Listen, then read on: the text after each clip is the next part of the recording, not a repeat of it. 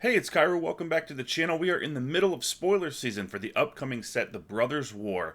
And today I'm analyzing two new commands, Urza's command and Gix's command, both of which seem powerful, but the question remains, which card is better? Let's get into it.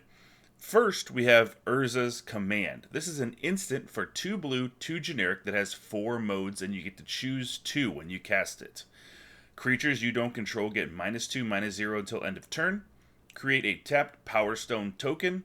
Create a tapped 0/0 colorless construct artifact creature token with this creature gets +1/+1 for each artifact you control.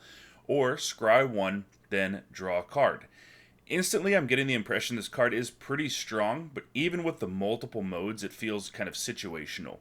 It seems to me the two best modes are the first and third modes because they provide the most value.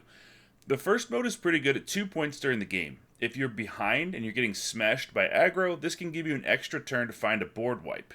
If you're at parity, you can attack with your creatures and come out on the winning side of combat after blocks are declared.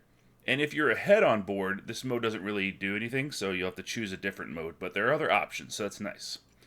The third mode is good, but not as good as it seems at first. The fact that the construct comes into play tapped means it can't be used as a blocker when casting this in response to an opponent's swing for lethal or a big attack. It also heavily depends on your deck having artifacts. I think at bare minimum you need to have about 2 or so artifacts on the board to make this mode worth it, but it is important to note that this does scale with time. As you get more artifacts on the board, this creature does become larger. Also, if you choose to create a tapped Power Stone token and create the construct, meaning modes 2 and 3, the Power Stone and the construct each count towards the artifact count, meaning with only those on the field, it's at least going to be a 2/2 creature. The Scry 1 draw card mode seems underpowered, but when you find yourself in a situation where you need to dig for an answer, there are worse modes on cards out there. Overall, seems to be a decent to good card. Obviously, heavy artifact presence in your deck helps this card and makes it really shine against go wide aggro strategies, but not so much against tall strategies with 1 or 2 really large creature. This card's not going to do much about that. It's at least a good sideboard card that blue base control can bring in against aggro. Now, let's take a look at Gix's command. Right off the bat, we see that this costs 1 more mana than Urza's command, and it's a sorcery, unlike Urza's, which is an instant. Gix's command also has 4 modes, though, just like Urza's command. Choose 2. Put 2 +1/+1 counters on up to 1 creature. It gains lifelink until end of turn.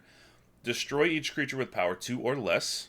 Return up to 2 creature cards from your graveyard to your hand, and each opponent sacrifices a creature with the highest power among creatures that they control.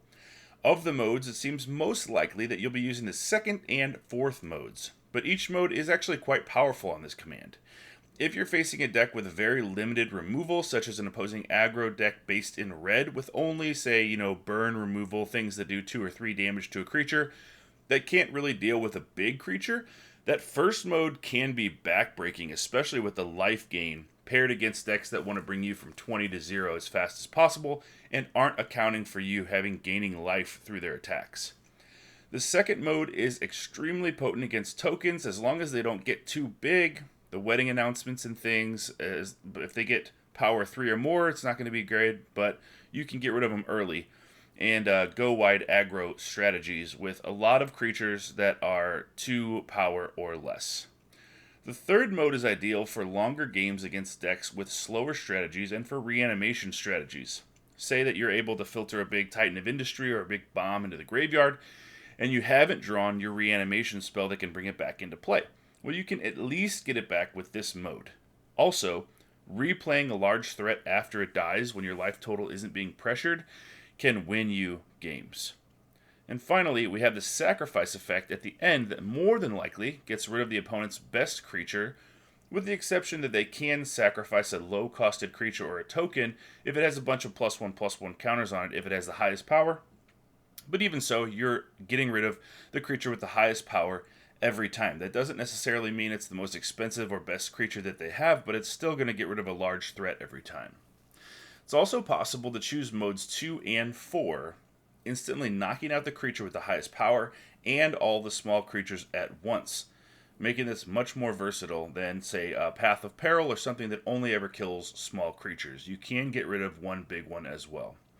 Of the two, I would say Gix's Command is the slightly better card. With black being as strong as it is in standard right now, it just has more opportunities to just devastate the opponent without being as situational as Urza's Command. Let me know your thoughts in the comments. Thank you for watching. Thanks for subscribing and sharing with other people that like MTG that you know, and I will see you next time.